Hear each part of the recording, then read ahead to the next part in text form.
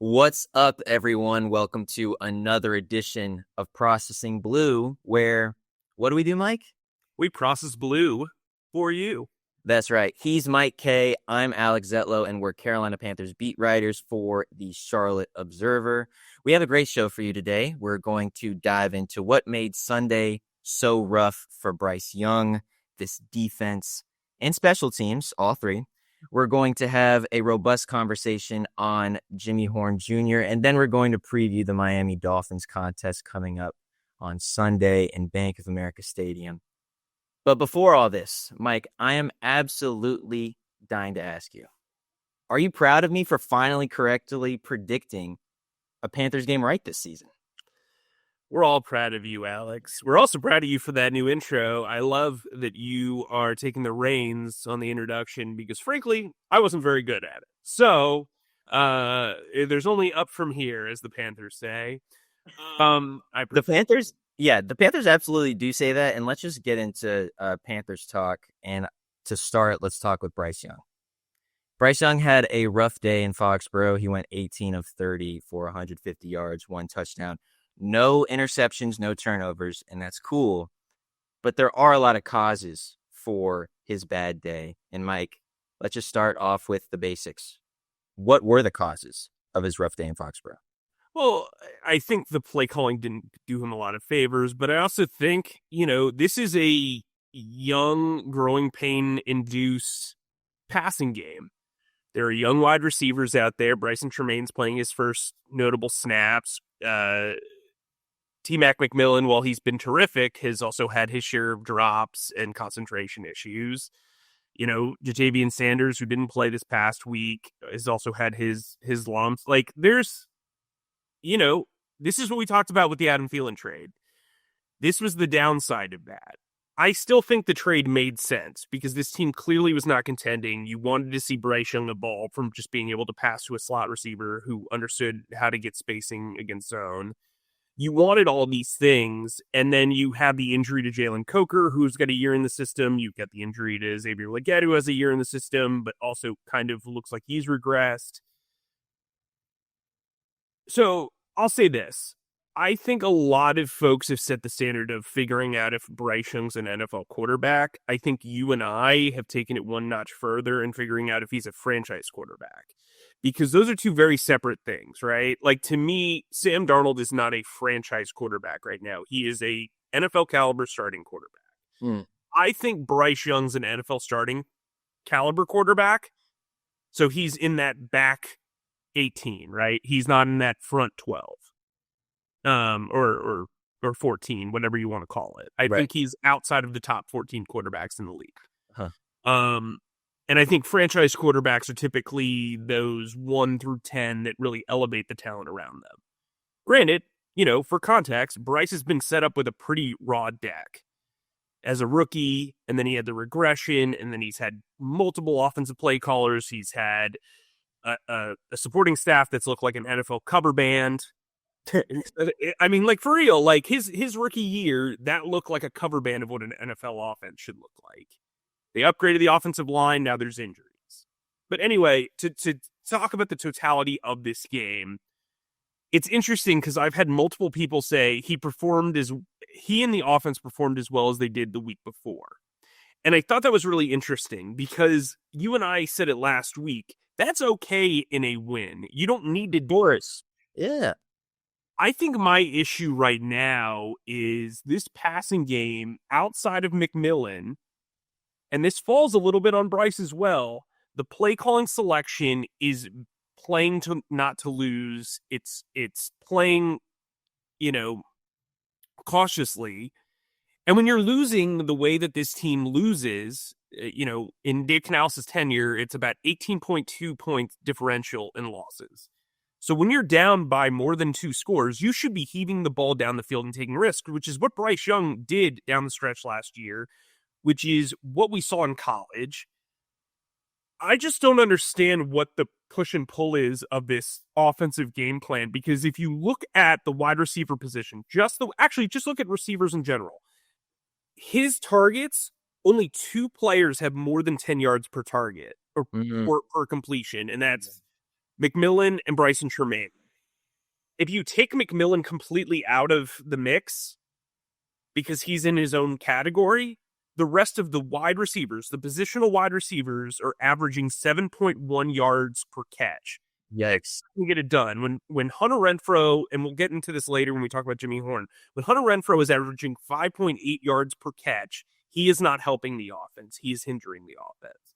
And I do think part of that is due to Bryce's vision or lack thereof. I think it's part of his decision making or lack thereof. I do think the offense is a very minimalistic offense. So when you're executing it, you're doing it well when you're painting by numbers. When you are painting outside the lines, you are going to falter. There's very little margin for error with this offense. And when, a molehill becomes a mountain for this offense when they are behind. And that's because they are so easy to figure out when they are not executing. And that's why you keep seeing Canales go, we need to execute, we need to execute, we need to execute. Well, you can't change up the offense mid-season unless you're Frank Reich. So you have to kind of figure out what you want to accomplish and if the quarterback is able to accomplish that. No, and I'm really happy you brought up the play calling and Dave constantly saying we need to execute, because execution is paramount when there's no recourse, when you don't have explosiveness. And going on to this point about explosiveness, Bryce averaged 5.5 yards in average depth of target on Sunday. 5.5. And it's not, his longest pass completion was for 16 yards. It's not like also he was getting pressured out the wazoo, and I want to get your opinion on how the offensive line played. But according to the stats, 1 sack for 11 yards, and that was purely Milton Williams just moved Damian Lewis out of the way upon film review. So it wasn't like a schematic issue. It wasn't like a pass protection issue. Just Milton Williams beat Damian Lewis, and Milton's a good player. Very good player. Total pressures, 11. That's the second fewest of the season so far. So, 11 pressures is still a lot for a quarterback to work through, but it's not the most that Bryce Young has figured out this year. Not even the most that he worked out, I believe, against the Atlanta Falcons, who were blitzing the crap out of him in a 30-0 win. There were weird play calls on third down. He's handing the ball off to Rico Dowdle. He had a really bad miss to Tetero McMillan on fourth down. He's dirting the ball. He's throwing passes away. He played turnover-free football, but that's not the same thing as mistake-free football. And Mike, I want to get your opinion. Is the fact that he didn't play mistake-free football, is that at all on this offensive line? Because I asked Ike Ekwonu about it after the game, and he took immense responsibility for it, as your dog barks in the background. Shouts to Jab. Does that resonate with you? Do you think that Ike's right, or do you think it was something else? I think this roster has started to get very good with self-accountability, but I think self-accountability can sometimes be very veiled in confusion, right? Like, I thought the tackles played relatively well. I mean, I don't think they played great, but I think Taylor Moton continues to be an oak in a lot of ways. I thought Cade Mays played pretty well. I think the guards had a really rough afternoon. That right guard position is tumultuous. Like, I don't think Chandler Zavala is a starting NFL guard, which is another hit for that wonderful 2023 draft class. But what I would say is, like, I mean, I'm sure we'll get into it. We've talked about Brady Christensen before. He's one of their top 5 offensive linemen remaining. I don't know how you don't play him. Yeah. Like, what you giggling for? Somebody on the sideline had to have been like, oh, Chandler Zavala's down, and Brady's like sitting there, and they're like, give us Brandon Walton. The guy who's not even rosterable right now. Like, buddy, like, anyway. Yeah. I think it's endearing that this roster doesn't want to put the coaching staff down. I truly do. But there are some coaching decisions that I'm kind of like, for real? Another one is the fact that Jared Kingston just got signed off the practice squad, according to our good pal and my predecessor, Jonathan Alexander, by the Texans. another shocker doodle doos, which he was a guy who was cross-trained at center and guard and could have been active on game day as an elevation because, he can play three positions, and then you could move Brady Christensen immediately to right guard. But, stuff happens. Absolutely. Before we get into the quote that Dave had on Monday and on Sunday about, will there be any coaching changes? Oh, we're still working through everything. What is the identity of the team? We're a team that works hard and that gives effort every down, but outside of that, like, we're still figuring out who we are, all these things. We'll get into that in a second. But before all that, and maybe you could, that question can be lumped into this one, but I do just want to clear out and give you the ball on when we talk about the doldrums that this defense is in and that the special teams appeared to be in on Sunday. I mean, you did list them all out right at the end of the game. You listed out like every single special teams blunder, including the punt return in the first quarter that really shifted the game's tides. Mike, is there one thing about this special teams performance, one thing about this defensive performance on Sunday that is just, hey, we need to fix? Or is it just like a mangled web of issues that's really hard to untangle? I just don't know, like, when guys are injured, if other guys are ready to step up. I thought Nick Gordon played fine. I thought Princely Umanmielen played fine. The downgrade from Patrick Jones and DJ Wadham to DJ Johnson is like standing on top of Mount Everest and DJ Johnson standing on the ground at the bottom of the summit. Like, that's like what this is. And I think Christian Roseboom has been oddly miscast as the true Mike linebacker in this defense, because to me he's a 4-3 Sam linebacker who should just be kind of playing on the strong side, occasionally being in coverage, is probably a 2-down player. The same can be said about Trevin Wallace, who I think is a weak side linebacker in a 4-3. I don't think the scheme does either one of them any favors based on their trades. I think Turk Warden looked pretty good coming back. I think Derek Brown's look sensational.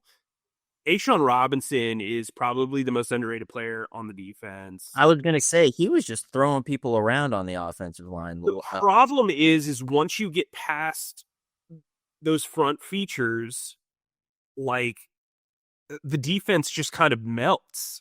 I think the cornerback group and the front three or front four are really your strengths. And it's just like everything in between, once you get past that first level, is just dog dudes. I mean, like, I think Trevin Merrick, when used properly, has been good. But man, Nick Scott can't play the run. Trevin Wallace has been largely up and down. I thought he had a terrific game in week 3. I thought he was fine in this game. I saw the PFF grades. I don't necessarily agree with them based on my own watching. But Roseboom's been terrible, as I've said all offseason or during training camp. I thought he actually had a really good offseason program. But training camp, you could see the issues. Look, Josie Jewell wasn't great last year. I wouldn't even say he was very good. He was fine. And that they're missing that right now. I think Shaw Smith-Wade has been up and down a little bit more than I expected. And look, I think this run defense has just historically been terrible. Like, they are not good in the red zone. They are not good in open field. Guys are constantly out of place. I just don't know, like, what the solution is here. I think the pass defense is largely been fine. But, like, in the field position battle, when you're playing from behind, that run defense matters, and it matters a ton. That's how you stop the bleeding, right? It's your relief pitcher when your starter gets blown up, right? And so, I don't know, man. Like, when it rains, it pours against this defense. And I think, listen, we can talk about how poor of a job they've done tackling. This is a constant problem. It doesn't matter who is in there. They are just not tackling well, outside of, obviously, Derek Brown, A'Shawn Robinson, and I guess Turk Warden in the 2 games that he's played. So, not great. I think Nick Gordon had a really great moment with a tackle for loss. Like, there were good truffles in the dudes there, but, like, ew. The doldrums of this whole thing, it's just like, part of me is like, what lessons did they learn from the Falcons game? Did they think that shutting out a team justified everything they were doing, or did it justify the performances of individual players? For instance, C.J. Johnson had a career game in that one, so they trusted him to start as a early down player.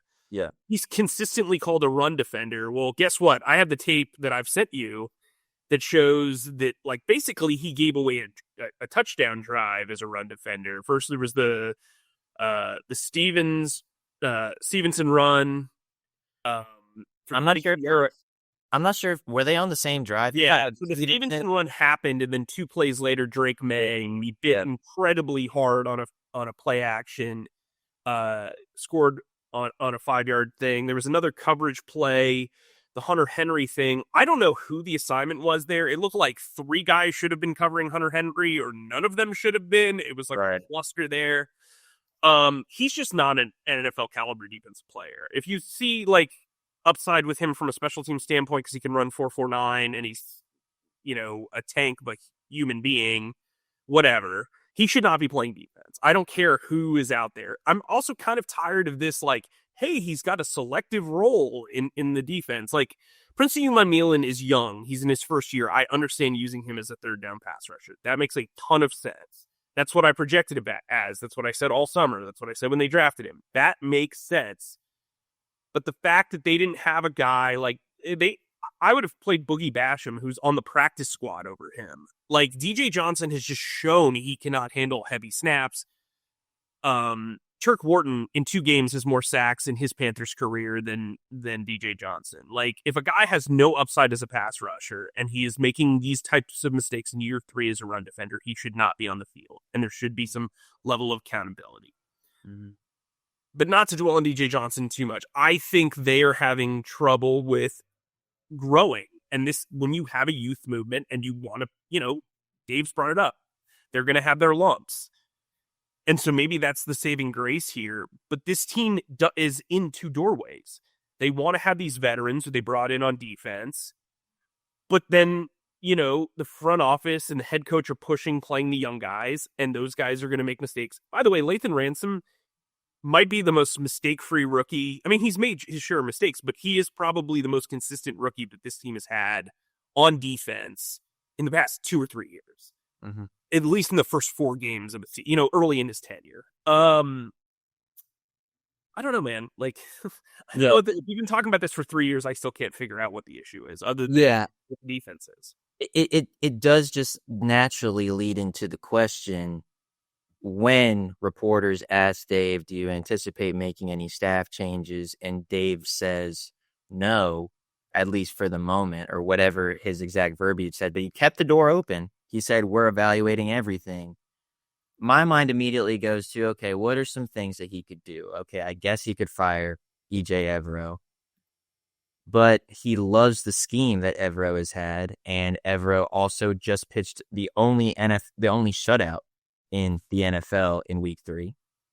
You can say, okay, I guess we can fire the other coordinator, special teams coordinator, Tracy Smith. Well, Tracy has kind of embraced this new kickoff rule and proven that, hey, this special teams group can be really effective when necessary.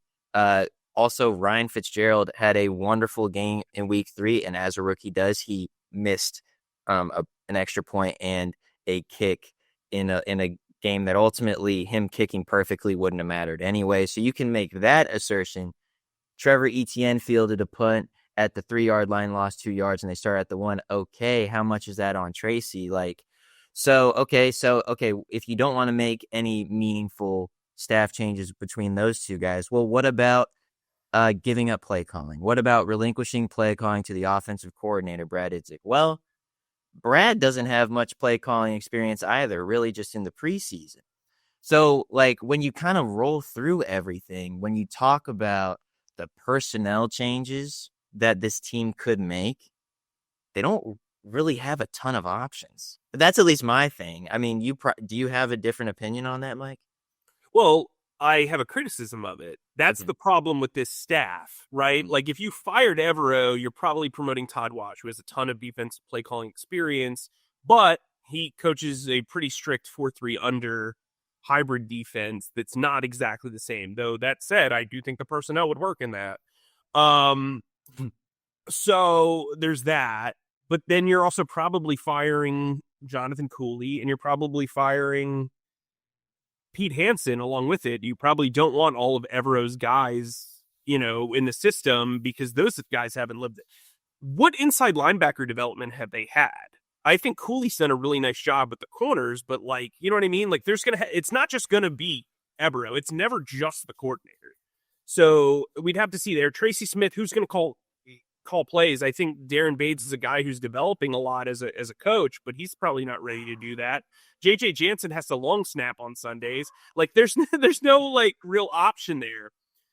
But a criticism I have of Dave Canales' staff, even when he was hired, was that as the lawn people have picked the worst time humanly possible to do the lawns. I'm sorry. I hope you're not hearing this as much as I. Nah, it's all good. It's all good. Yeah. Is that he hired a bunch of guys who have experience in their roles and nothing outside of them, right? Like Brad was a wide receivers coach and a longtime assistant in Seattle. He has not called plays in a meaningful game.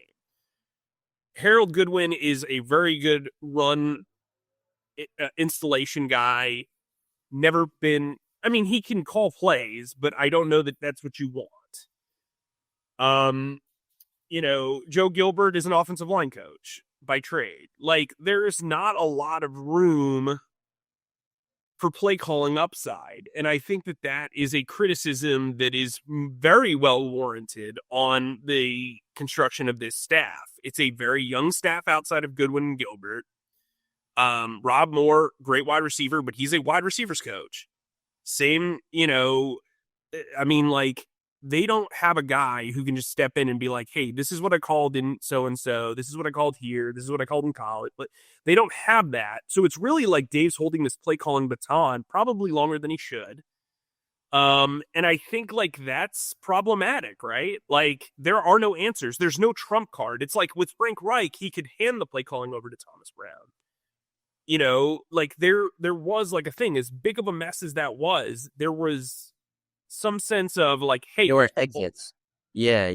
There were exits. There's no fallback on this staff. And I think that's hurting them because I think that Dave's strengths are messaging to the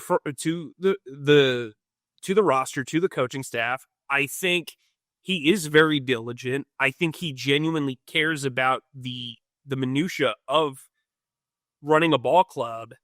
And you can't focus on that when you're the primary quarterback voice, the primary offensive play caller, and the head coach, especially in game.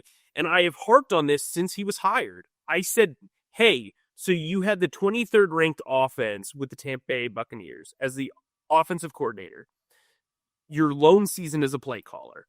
Cool, now you're going to inherit the top job, but you're also going to oversee the development of Bryce Young. That's a lot. That's a lot, man. Kevin Smith wrote, directed, produced, and edited his movies, and then he kind of burnt out and then became a niche sort of director auteur.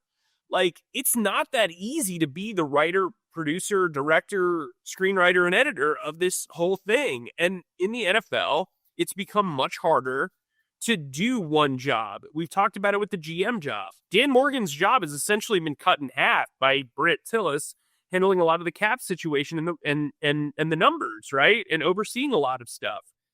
The auxiliary stuff, while Dan focuses on scouting and talent evaluation and roster building. So the same thing with coaching. This isn't the day of Andy Reid and Bill Belichick. And I'm sure a lot of purists are going to be like, well, Kyle Shanahan does that. Well, Kyle Shanahan's a very good head coach and has proven thus. Same with Sean McVay. Right now, they also had, a runway. Where are you seeing this offense improve in year two? It's just not. And so I think, I'm sorry, I'm kind of yelling over this. Not All right, good. but like to me, that's problematic, and I think some of the decisions that this staff have made are questionable at best. And so I just don't know what the solution is. I also think midseason firings are typically like, unless like you've lost the locker room, and very few people. I love when people comment, like, I don't mean this to sound condescending, but I love when people say like, "Oh, he's lost the locker room." Very rarely do you lose a whole locker room, and very rarely is it to the point where it's going to make much of a difference, right? Like if your team's 2-10 and you've lost the locker room, cool. What's the upside there of? I mean, other than it being like a toxic work environment, right? Like the results on the field are typically not going to. I mean, Matt Rule had lost people. Like there were people that were still very pro Matt, but like you saw the surge with Steve Wilkes. I don't know that there's somebody on the staff that if you were to move on from a defensive coordinator or an offensive coordinator or a head coach that would get plucked in there and you'd be like, let's do it, buddy. You know what I mean? Like, I just don't see that. And I think a lot of these coaches are very good at their individual roles, but like promoting for the sake of promoting is not a thing. And frankly, after watching the way the fallout of Chris Tabor's tenure as interim head coach, I don't know that I'd want the interim job at some of these positions either if I were a coach who was aspiring for a long NFL career. So, yeah, that's where I'm at. Yeah. No, I'm glad I let you clear out for that. I'm glad I cleared out for all that. Really insightful stuff. Let's go just really quickly to the Jimmy Horn conversation, because I know that this is something that fans have been talking about. I mean, truly, really since week 1, when we knew Jimmy Horn Jr. was going to be inactive, everyone was like, wait, he's inactive. What's going on? Like, you drafted him. What's going on? Then week 2 comes. Those voices get a little louder. Week 3 comes. Those voices are super loud. And then week 4 comes, and Xavier Leggette's out. Teteroa McMillan is questionable. Of course, there was never really any indication that he wouldn't play. He just showed up questionable on the injury report. But during the game, 2 wide receivers get hurt. David Moore gets hurt on the first play of the game because he got tackled by the arm and his elbow's injured, and we don't know the timeline of that yet, but we will soon. DeLavon Campbell gets hurt in the first half and can't play in the second half because of a hamstring injury. And ultimately, in some ways, a lot of people saw that DeLavon Campbell was taking Jimmy Horn Jr.'s spot because he is so valuable on special teams in a way that Jimmy Horn just simply isn't, because Jimmy's really only going to be a returner on special teams. He's not going to be a gunner. He's not going to be able to make open field tackles and all these things. Now, Dave Canales on Monday says, quote, we'll get to see Jimmy Horn when the Panthers, I don't exactly know if that means while the Panthers practice, if they're going to take a closer look at him. He kind of seemed to indicate that he'll be active this week against the Dolphins. So fans are going to be happy. That's cool. But Mike, will this 6th-round pick transform this offense? How do you think that he'll go into? How do you think he'll fit? Because, like I said, he's not going to be the first returner. They are committed to Trevor Etienne and getting his touches as a rookie that year, or like this year. And is Hunter Renfrow still going to start in that slot spot? Is he going to be used purely as a gadget player? Like, I hear all the clamors, but like, how will he be implemented into this offense? I think As he size. I think, okay, so we've got to do reality and like, let's be real here, okay? He is a 6th-round pick. He wasn't particularly productive in college. He's 5'8" and weighs like 170 pounds. This team is constantly talked about special teams upside and size and length. He does not check off any of those boxes. Now you're going to say to yourself, well, then why did the front office draft him? Well, this team, as we said all summer, and this offense in particular, is extremely slow. And they've shown that throughout the first 4 games. But just because you're a speedster doesn't mean they just send you out and you run a go route every single time, because you can key on that as a defense.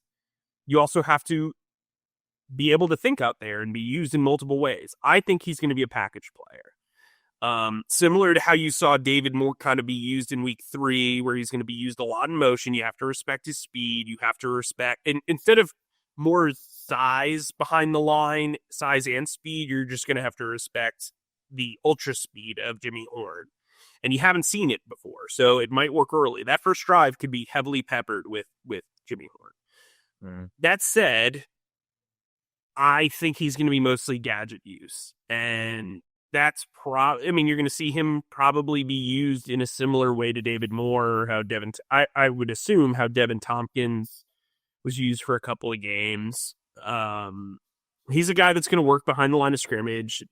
They can do trick plays with him. He'll occasionally run a clear out route. I understand people got carried away with the clips. We were all guilty of being like, wow, this guy's fast. It's hard to cover this dude. Yeah, well, in OTAs and rookie minicamp, when that's all we have, when he's just running on air and there's no pads, like, yeah, he's gonna shine.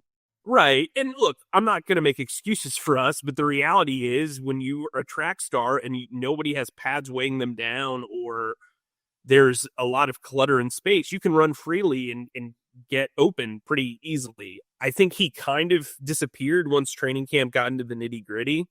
I don't know if that was a symptom of usage or playing with number 2 or 3 quarterbacks. He's very clearly fast. He very clearly brings an extra element to this offense. And frankly, look, I understand Hunter Renfrow caught 2 passes for touchdowns in the Arizona game. I don't know how Horn could be less useful than Renfrow through 4 games. Like, look, Renfrow was a very good story, but this is kind of what the Panthers talked about when they cut him. He looks slow against man coverage.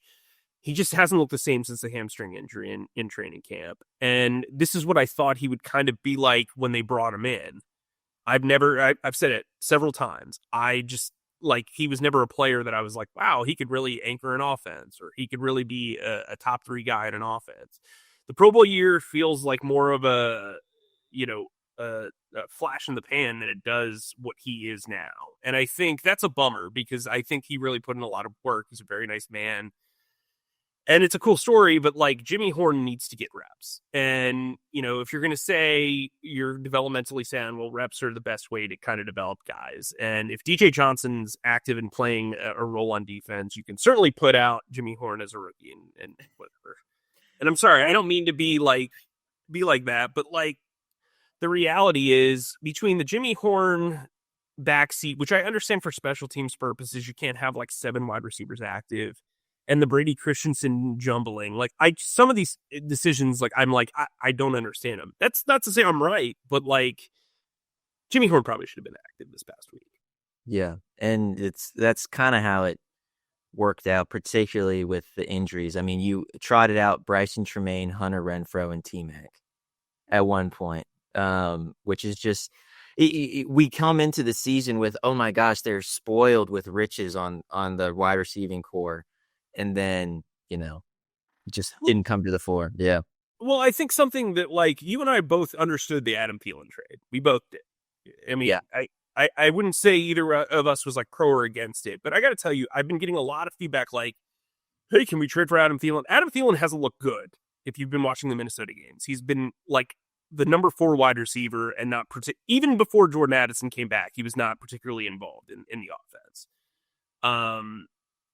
Throughout training camp, in retrospect, he kind of disappeared too, and he wanted to go home. I mean, I think they got good value for him. That said, they also couldn't predict Jalen Coker injuring himself before the start of the season.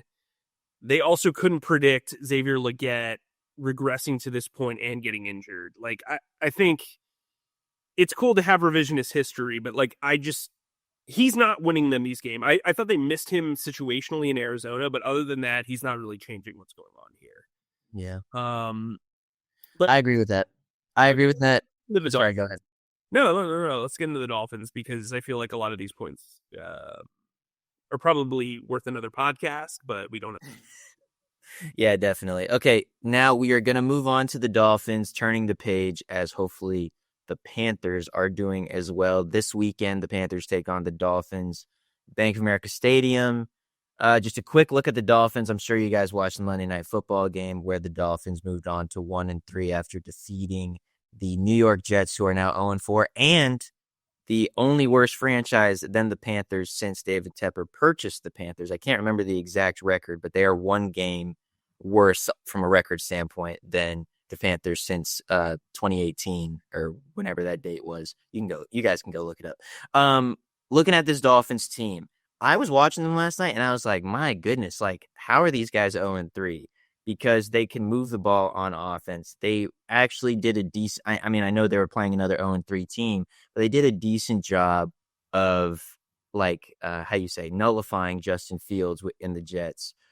Tua Tagovailoa looked good. He on the season, just real quick, he has a 93.2 passer rating, completes about 69 to 70% of his completions or of his passes, 752 yards, 7 touchdowns, 4 interceptions. Has taken 8 sacks though, which he is prone to do because he likes to extend plays and hold on to the ball. And then the two other guys, playmakers on offense that you should really know about. Tyreek Hill, he suffered a nasty knee injury, likely out for the season and maybe even out for 2026. So the fastest guy in the NFL will not be playing in Bank of America Stadium. It's not Jimmy Corn? Well, I mean, it depends on who you ask, I guess, but no, Tyreek Hill. And then the other big playmaker that you need to look out for is Devon A-Chain. The running back has 50 carries for 246 yards and 1 rushing touchdown. Mike, I'm gonna give a prediction right after you give yours. What do you think is gonna happen this weekend? So I thought the Jets Miami game needs context. So yes, this is an offense that should scare you if you were the Panthers defense because they move well. They do a lot of movement pre-snap. They have a lot of speed and excellent spacing. When they execute, they are dynamic. That said, the Jets gave that game away. Here's why. Let's get into the 3 turnovers that they had. They fumbled at the Miami 6 to open the game. So they gave up basically points, either 3 to 7 points there. Then they fumbled on the Miami 36 on the next drive. So again, probably gave up 3 points there. So they lost by 6 points. They basically lost the game there. They pulled the Panthers against the Cardinals. They also fumbled the opening kickoff of the first half. So, they basically fumbled away the game, or any chance they had. I mean, don't get me wrong, the defense wasn't good, and the offense was kind of putrid, but I've always said I thought Steve Wilkes is a much better head coach than a defensive coordinator. But that's not the point. I think the Dolphins are a team that isn't very good, but they can bite you if you make mistakes. So this game is going to be about minimizing the mistakes. If the Panthers play mistake-free football and get a stop or two, I think they can win this game. That said, I don't think they will.